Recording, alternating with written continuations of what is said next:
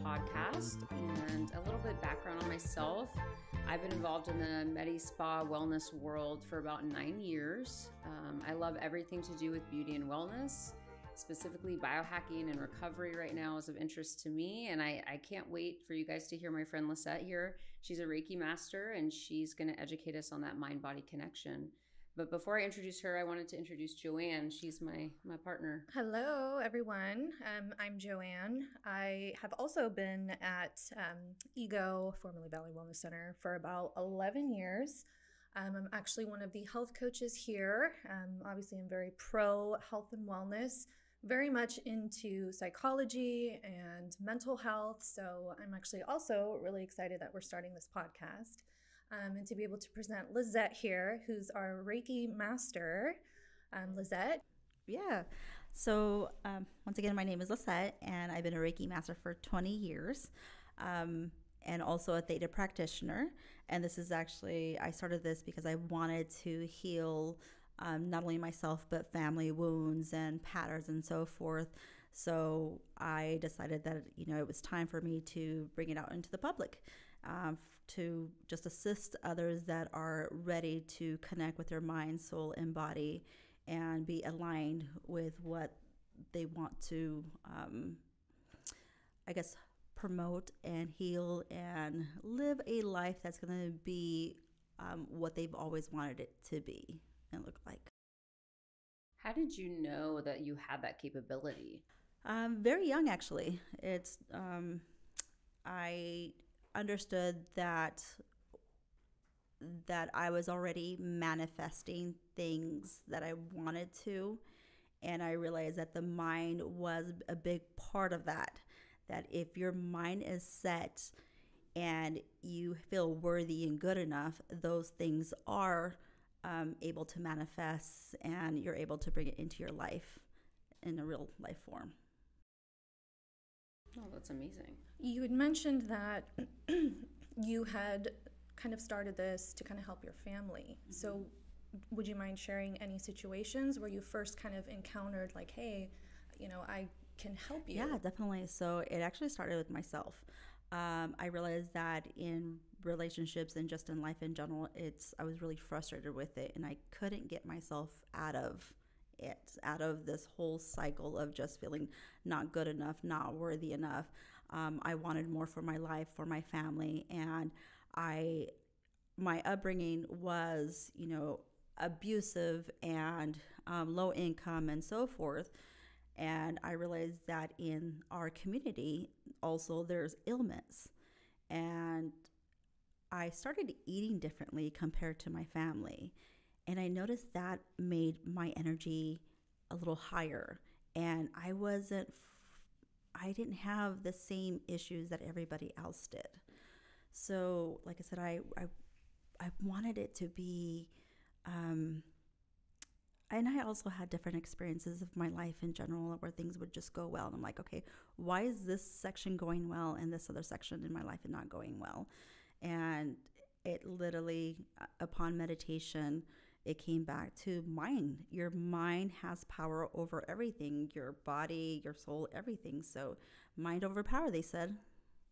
So that's how the whole thing started. Mm-hmm. Oh, that's awesome. So when did you decide to become a Reiki master?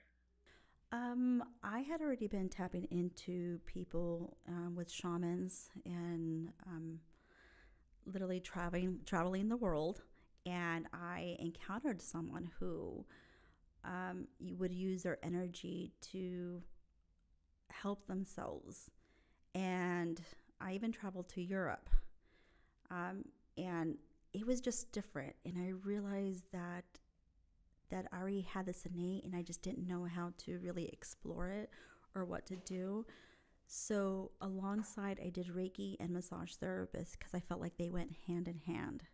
And Reiki was just a technique, a meditation technique to promote your life energy within your body. And that way I would help people massaging to promote their life energy, not only relaxing, but also to bring them into alignment. Mm-hmm. So how would you explain Reiki to someone who maybe doesn't have any previous knowledge of it? Someone just kind of starting from level 0. Yeah, so actually, Reiki was developed in the 19th century by Usui, a monk from Japan, and he went to a 21-day meditation. And on the 21st day, he received symbols. And those symbols, so Rei means universal, and it's also key is like life force. So you bring them together, and it's a life force within you, universal life force. So a person who's a Reiki master is taught by another Reiki master how to utilize that that life force within the body to help promote and to give to other people. And it's actually not me, it's using their own life force to bring alignment into their bodies. Because once you're in balance of that life force, then you're susceptible to diseases and tiredness and you're more stressed.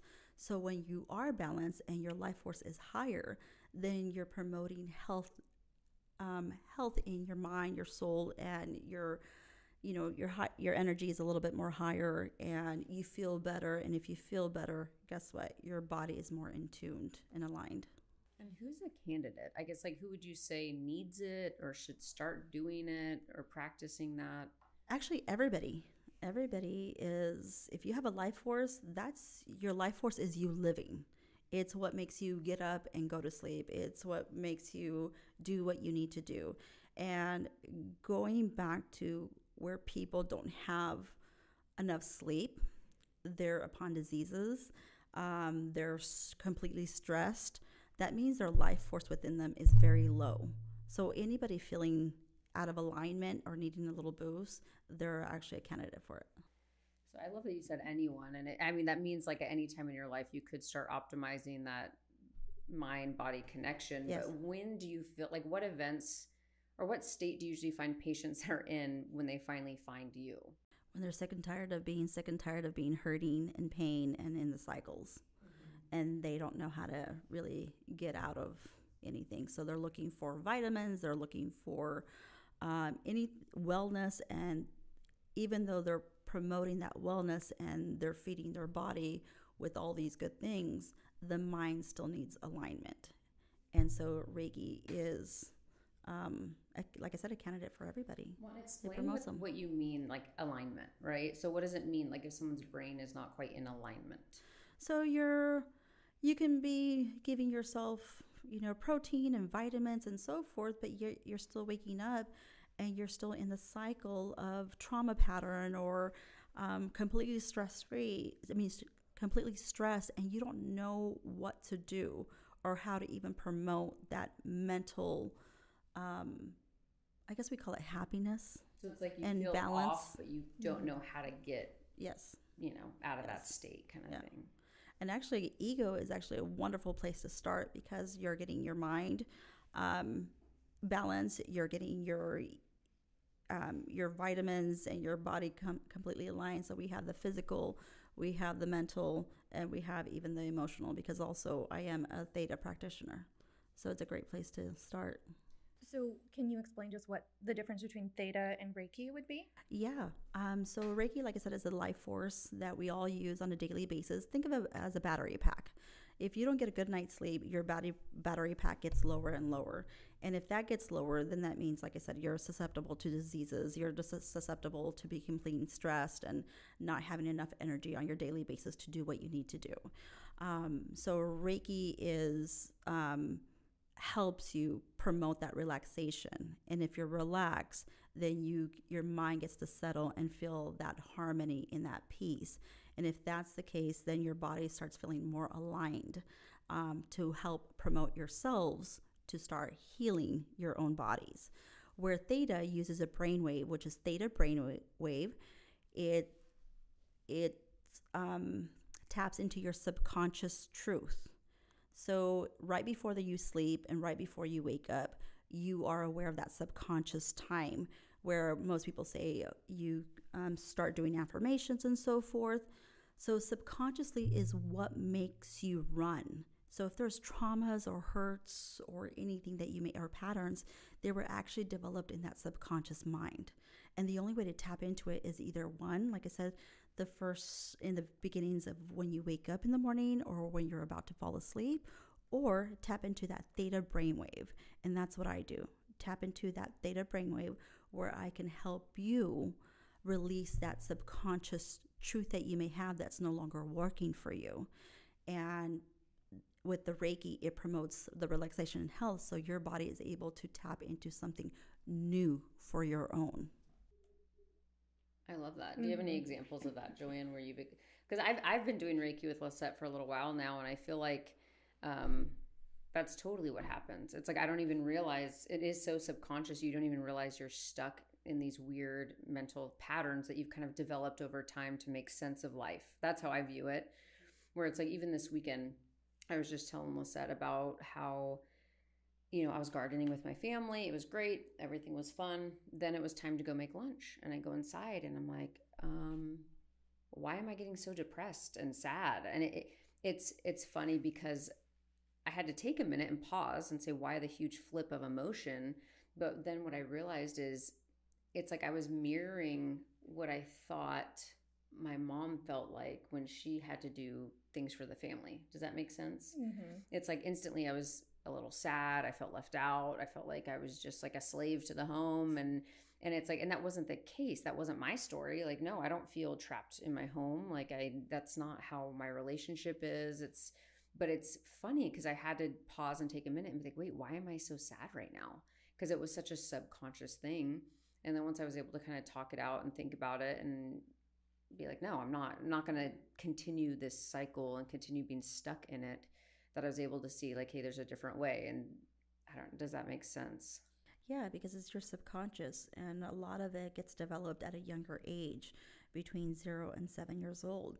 So your parents are your first teachers, so whatever you either see, hear, or even feel from them, you will take it on as your own, because you're thinking, okay, this is the way that relationship's supposed to be. This is the way the family dynamic is supposed to be. This is what it's supposed to look like or feel. So if you even saw that at any point in your life, then as you get older and you're having to be now that parent, you're going to subconsciously follow that same pattern. And so with Reiki and also the theta, we can help release that emotional trauma or that set that you may have, that it's not functioning for you and your family. Because I know you personally, so I know that you love your family. I know you love your kids. It just happened that this job, what you think is a job, when you had to do it, it's now affecting you emotionally in not a positive way. So we can clear that for you. See, we need to clear that. Well, I guess that's why I view Reiki is that it's almost like giving you your power back. So yes. It's not just, you're not allowing yourself to just settle for what's been mirrored before you. Correct. You're able, it gives you that power to say, nope, I can stop this right here and develop my new cycles. And I think that's what's so huge about Reiki, and that's what I want everyone to know about it, is because you can change those thought processes. You don't have to sit and be upset and be annoyed with your life and where you're at. It allows you to see, hey, there's more out there, and you're stopping yourself. You're the only one stopping you from getting what you want. Right. It's called self-sabotaging. So you're no longer doing that. And like you said, it gives you that leadway, that openness for you to say, okay, I don't no longer want this for my life. Then I can move on beyond that and promote something that's going to be healthy for myself and for my family. So when it comes to Reiki sessions, what can someone expect, during the session with you? Because I've had one, I haven't had multiple with you. But can you just give the listeners an idea of what actually happens when they sit down with you? Yeah. So upon coming in, I'm going to ask you a little series of questions. The reasoning and why you're wanting to come in, what are you wanting to achieve in the Reiki session. If it's something that you just want to promote and feel better, I technically will like the person to lay down on a bed, just feel comfortable. You're fully clothed. I'm not going to touch any kind of body part on you. The hands go over the areas, and it's just me aligning your energy to yourself.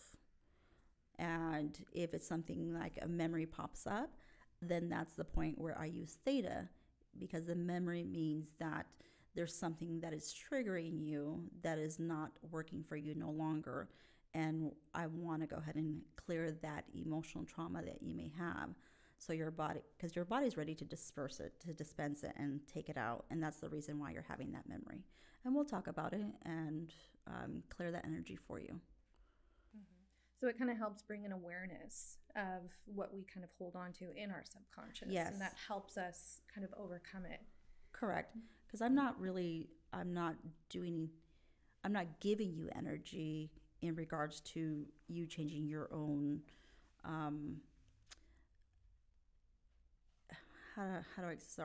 So I do have to give you Reiki. Reiki is just that life force. It's that battery pack that we're talking about. So I'm going to help you kind of fill that up, but it's also just for you to relax, but it's your energy that you're being filled up with. It's not with me. I'm just allowing your body to relax and align to have that battery pack filled up for yourself. So if it gets filled up, then like I said, that emotional trauma will come out because your body's saying, no, I no longer need this, no longer want this. This is a negative. And most emotional trauma is a lack of comfort or love or not feeling worthy. And so with Reiki, by filling that energy pack for you, you're able to notice that this is no longer working for me. And I need that clearing for myself for you to move on, especially with whatever path you're desiring or going for. That's amazing. No, I love that one. Think about it, because like if you're looking to pick a career or you feel stuck in a career or a relationship, it's like, what other options do you viably have? I mean, I feel like it's amazing that there are tools out there where you can help yourself, if that makes sense. Exactly. It's because it can really change your life if you're living from a lack of, like I said, not worthy. Then what you're gonna do is, without you wanting to, subconsciously, you're going to attract unworthy relationships, friendships, and so forth. And you're always wondering why this is happening to me. But it's because of the lack of what you think, this mindset. So with Reiki and theta, we're able to heal that. Your body's able to heal itself from that. And then it promotes that I am worthy of love. I am worthy of peace. I am worthy of harmony. I am worthy of, finances. I am worthy of health. And if you feel you're worthy, guess what? You're going to go and attract worthy items for yourself. Well, and I love how you mentioned briefly a little bit about that whole, like, you attract things, right? Where it's like you can manifest things, but you can also attract things. And I feel like that's a huge deal, because I don't want to be attracting a lack of, right? It's like, I don't want to attract what I'm actually trying to run away from. Exactly. And I feel like a lot of the time we do that because what we don't like, it's still in our subconscious. It's still familiar. It still feels like kind of comfortable because it's what you're used to. But I feel like, especially when you grow up in a toxic childhood or a toxic environment, all of those negative things feel familiar and they feel okay.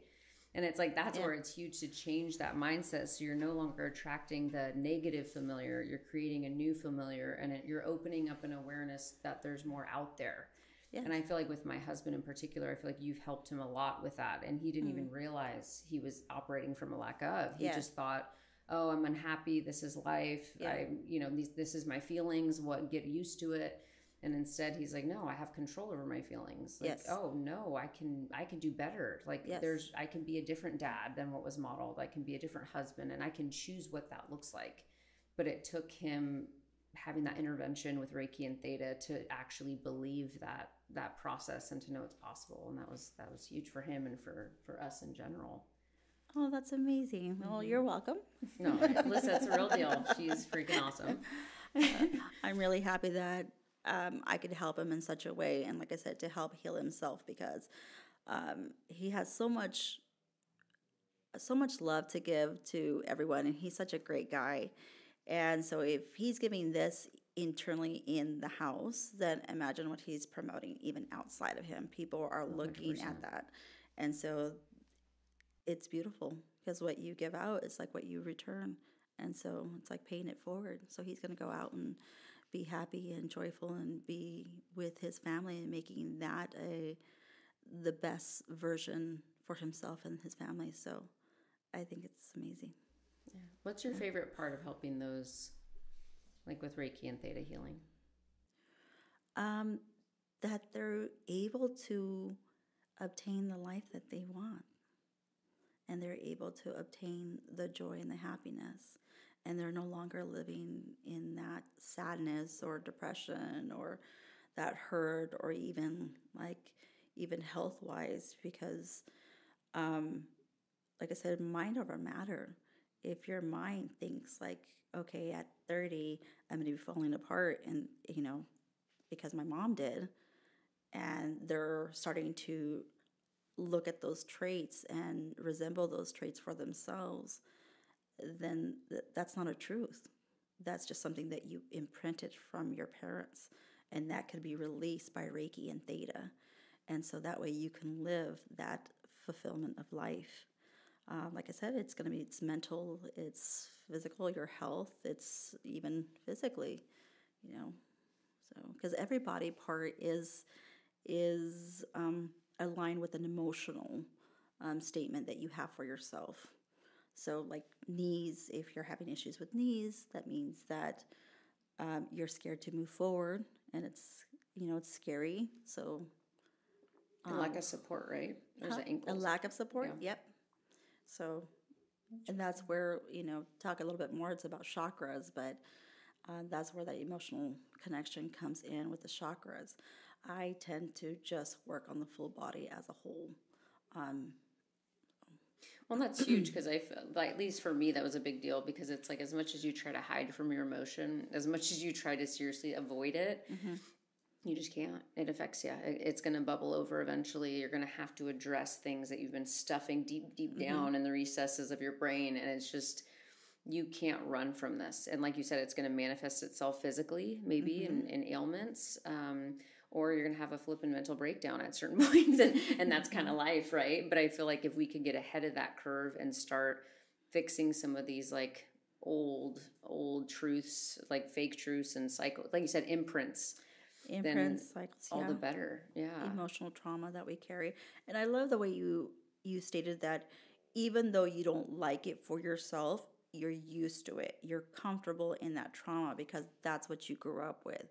And that's the part where a lot of people get hung up, that they don't know how to get released beyond beyond that. So it's beautiful that I'm able to tap into that and be like, do you want to clear that? So you don't have to be comfortable with it. You can be comfortable with joy. You can be comfortable with peace. You can be comfortable with not having those toxic traits that you feel are hindering you to moving forward in life.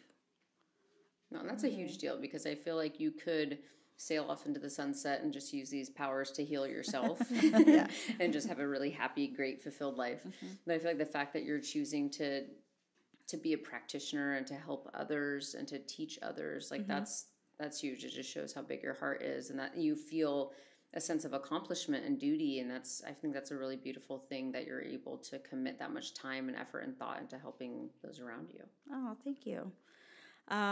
Even though I help others, I'm not susceptible to not helping myself either, because it is an emotional, emotions have their highs and lows. And even with myself, I find myself like, oh, I no longer like this process, so let me help myself, help my body, because this is actually sabotaging what I want and what I desire in life for myself. So I don't have that little superpower where I'm like, it's not for myself either. Well, you are human. I'm in the process of always healing. Yeah. No, you're a human. And I do feel like that, even that example right there, it shows you that even mentally, rationally, you can know what the right thing to do is, and yet emotionally, you're not quite there. So it's like you have to constantly correct yourself. And that was a huge thing that I feel like I'm coming to realize, is that as humans, we're constantly evolving. We're growing. We're in different situations, different stresses, different family stuff, different kid stuff. And I feel like the fact that we evolve like that, it shows we need a constant correction. We need a constant look at our thought process. Like, do we need to make adjustments? Of course, you're going to need to make adjustments as you're evolving in life. Yes. And I feel like it is just this never-ending process. And with that being said, it is never-ending process. So with Reiki, you can have a couple sessions and be okay, and also realize at that point that you have triggers, and those triggers are being set. So if you're able to acknowledge them after a couple Reiki sessions and be like, this is my trigger, then you're able to, like I said, acknowledge it. And if you acknowledge it, then you have the ability to say, okay, this is not what I want to do. And you're able to use affirmations or to change it there, knowing that that's a trigger. What can I do for myself? That way I don't have to be triggered by this. So, and that's also a process of you healing yourself too. Well, and that's huge. I feel like establishing those triggers is really big when it comes to like making complete change. Yeah, because it's acknowledging it, acknowledging your own feelings, and also if you're in a relationship, acknowledge those in a relationship, and tell the other person, hey, this is a trigger for me. I said, either if you've already spewed out stuff that's not vital for you or for them, and just realize, hey, this is my trigger point. I'm sorry. But now you're able to acknowledge it. And at that point, once, like I said, acknowledgement, you're able to choose differently now. Mm-hmm. So I think with Reiki, it's partially takes a vulnerability, right? 100%. To be able to say, okay, I have issues. I think with most of us, with the busy day-to-day life, it's almost like I don't have time to deal with my stuff, you know, especially if you're a parent or you're working full-time. If you're a student, you have all of these obligations. Uh-huh. And then there are some of us that just don't want to deal with the emotions due to pride or whatever the case, But I think that ultimately, if you're willing to be vulnerable to your own self, your emotions, everything that you're carrying, that there's hope. I see you as this beacon of hope. That's basically what you're sharing. Thank you. It's like, hey, it, like you said, it's mental. It's everything is in your head, and if you're willing to believe, then it can happen. It's possible. I mean, it is vulnerability. I mean, you don't have to come into the office with just like, okay, I'm going to be vulnerable today, and these are my issues, even if you don't know, but you're ready for some type of change. Then we can use Reiki to just help the body just harmonize and relax. And with just that relaxation, then you're able to de-stress. And then at that point, if you want to move forward in regards to, diving a little bit more deeper, we can. So it's where you're ready to, in your healing journey, that will come out in the Reiki sessions. Because if you're not ready and you're not wanting to talk about certain things, hey, like your body's just not ready. But like I said, if you're ready for change, let's do this. And I feel like for me on my Reiki journey right now that I'm on, it's like I feel like vulnerability is like the hardest thing to have, but then the most attractive thing to seek and to have, right? So it's like, I feel like for me, being vulnerable myself is like icky. It's not fun. I'm like, I don't want anyone to see my bad, sad, mad parts. It's like, I just want to see everyone to see what I present. Yeah. But I feel like when you can get into a relationship where you have someone else that's willing to also be vulnerable and recognize your vulnerability and be sensitive to it, that's huge. And I feel like that, for me, that's like true happiness right there. Like being able to see someone as another human and being able to have them see you with your vulnerabilities, and you're still able to accept them and work on them and evolve. I feel like that's like the most beautiful thing. The way I see vulnerability is I see it as strength.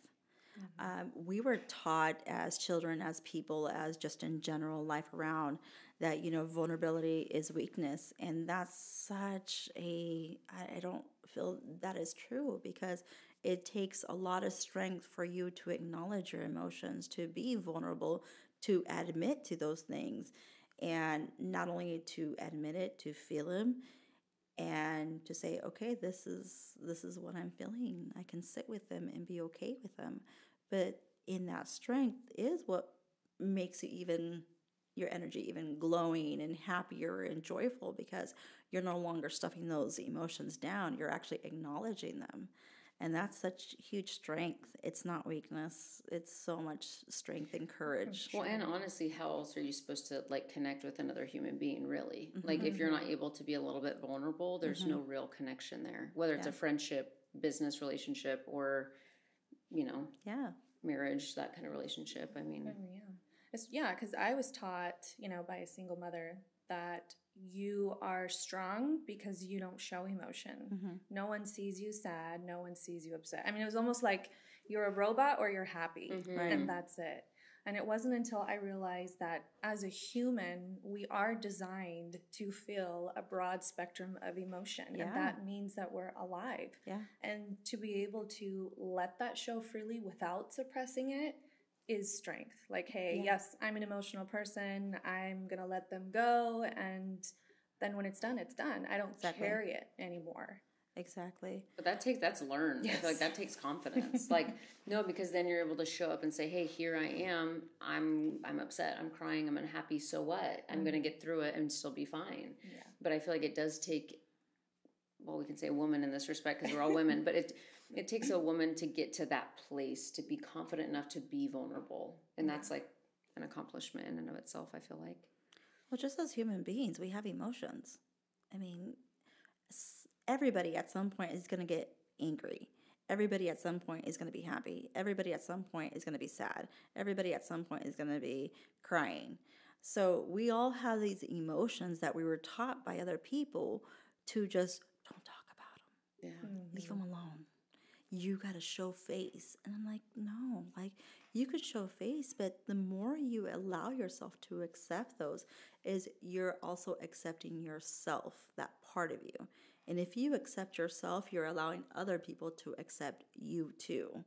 And there's no longer a lack of. There is that healthy promotion of like, yeah, I'm here, I'm enjoying. Yeah, I might have bad days, but it's okay. I can feel them, let it go as soon as they come in, or, you know, sit there in 5 minutes, feel what you feel and be like, okay, I'm good. I acknowledged it. Let's move on. Where I kind of feel like if someone is so used to stuffing down their feelings, then they're the ones going into that emotional pattern. Oh, I can't talk about it. No one wants to listen to my emotions. I'm living from a lack of. And your life will show you that you're living from a lack of with people, relationship, and so forth. So you're actually manifesting more and more negative because you're not wanting to. But not only that, the bounce back of that emotional trauma, when you do allow your emotions to go down, they almost take you down severely, where someone is now severely depressed, not just for a day or two, it could be a week. So their bounce back in life is harder because now they're having to stuff those emotions that just came down, stuff them back down, and now they're living in anger, or they're like, you know, just, I want to say anger or sadness, and they don't know how to get out of it, and they think they're okay, when in fact is they're not.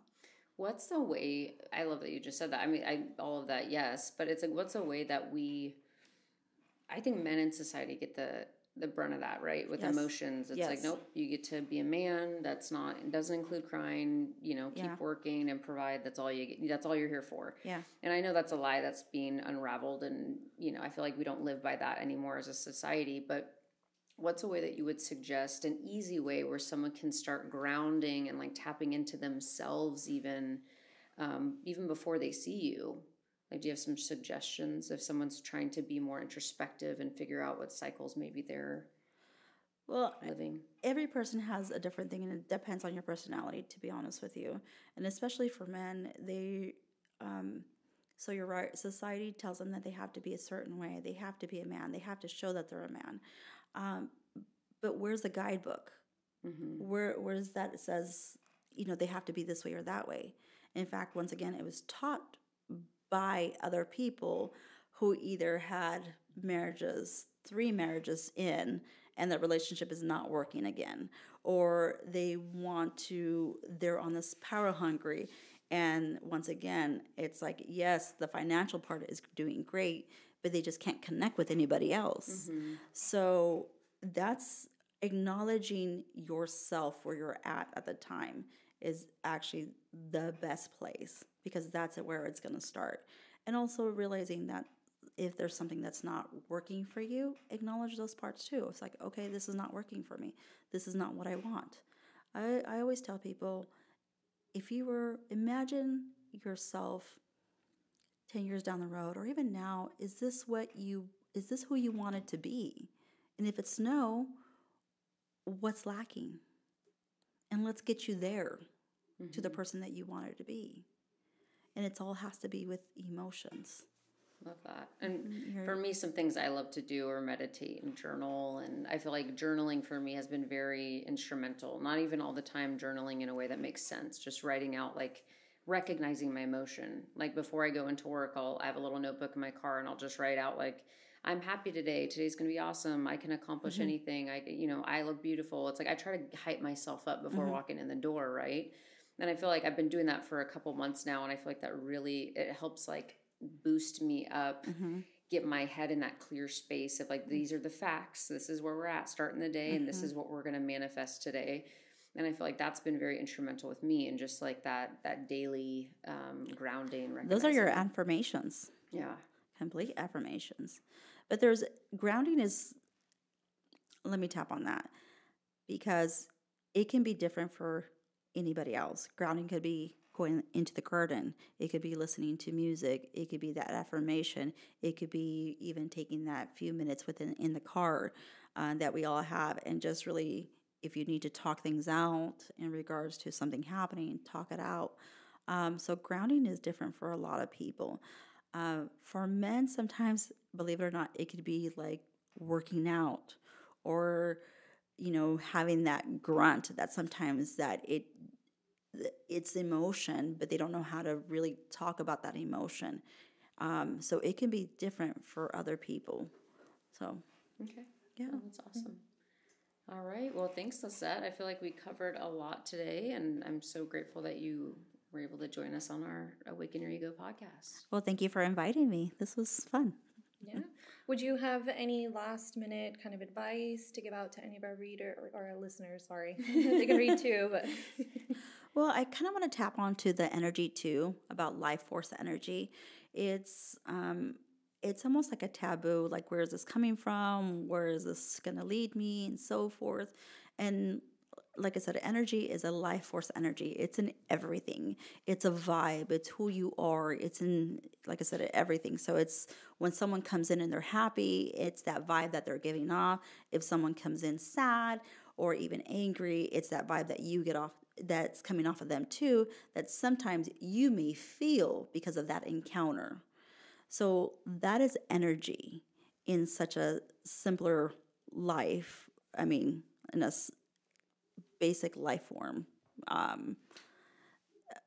So a lot of people think that energy is like, it comes up from somewhere differently. It doesn't. So that's pretty much what I want to touch base on, that energy base. Do you have any questions in regards to that? No, I think we've covered everything. Yeah. No, you've been great at giving us insight about Reiki and everything that's included with it. So yeah. And you've explained it in a way that's easy to digest, which is awesome. Wonderful. I'm glad. All right. Well, if you have any questions, feel free to reach out to us. On what avenues? What's our sign off? We'll have to make a sign off. I don't know what else to say.